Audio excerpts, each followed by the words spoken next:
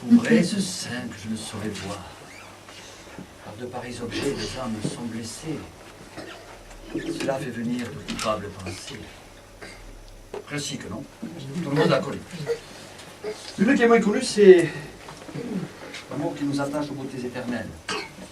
Alors, ce que je me dit, c'est qu'on pouvait faire deux sortes de lectures différentes sur ces textes-là. Une lecture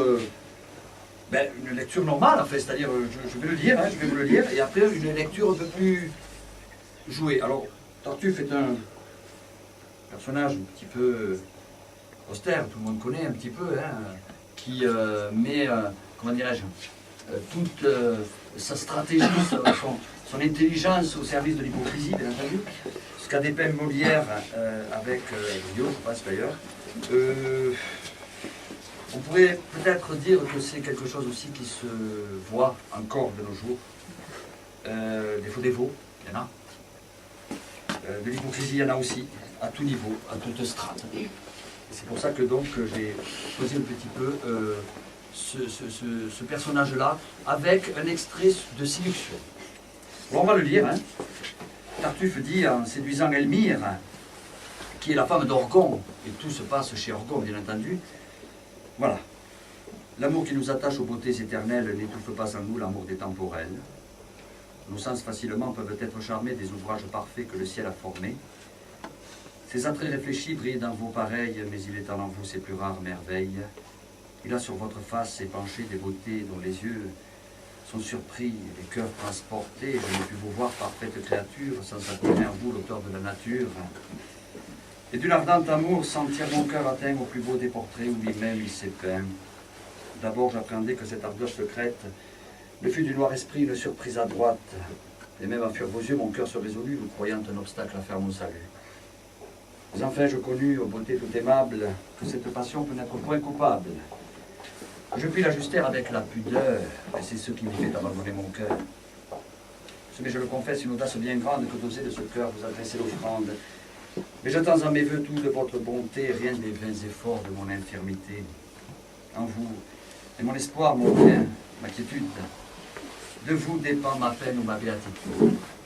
Et je vais être enfin, par votre seul arrêt, heureux si vous voulez, malheureux s'il vous plaît. On peut le lire autrement, en essayant d'y mettre un petit peu le ton. C'est pas jeune fille.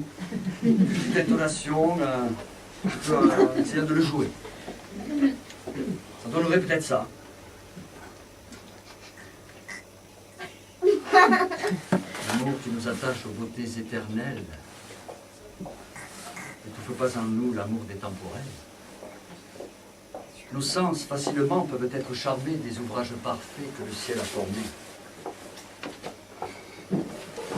Ces attraits réfléchis brillent dans vos pareils. Il est à l'entour ses plus rares merveilles. Il a sur votre face penché des beautés dont les yeux sont surpris et les cœurs transportés.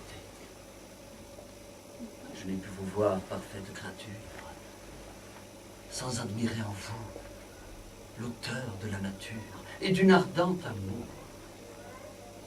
Sentir mon cœur atteint au plus beau des portraits où lui-même il s'est peint. D'abord, j'appréhendais que cette ardeur secrète ne fût du noir esprit une surprise à droite. Et même à fuir vos yeux, mon cœur se résolut, croyant un obstacle à faire mon salut.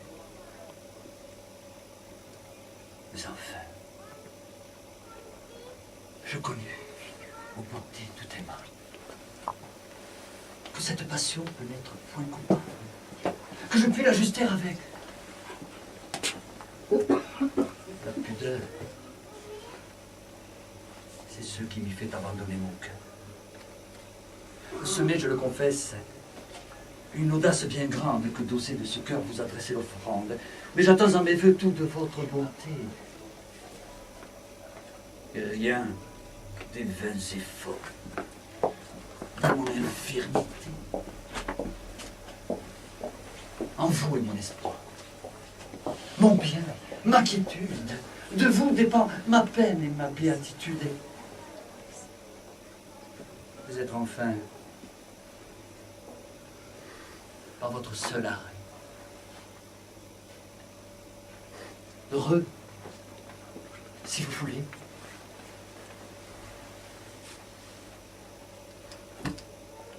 Malheureux, s'il vous plaît. Voilà, c'était une autre façon de lire.